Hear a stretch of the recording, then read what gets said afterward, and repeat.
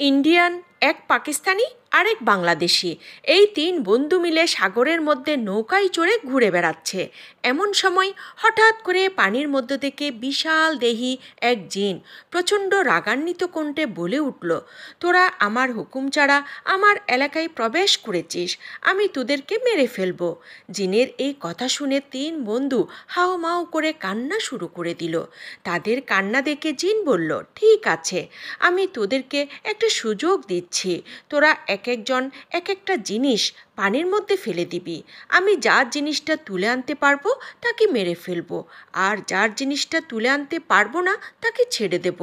Indian লোকটি একটি বন্দুকের বুলেট পানিতে ফেলে দিল।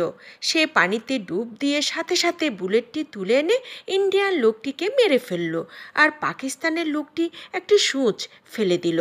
চীনটি সেই সূঁচটি তুলে এনে পাকিস্তানি লোকটিকেও মেরে ফেলল। এবার বাঙালি লোকটি পকেট থেকে একটি স্যালাইনের প্যাকেট বের করে সাগরের পানিতে ঢেলে দিল। বলল, এবার লও ঠেলা।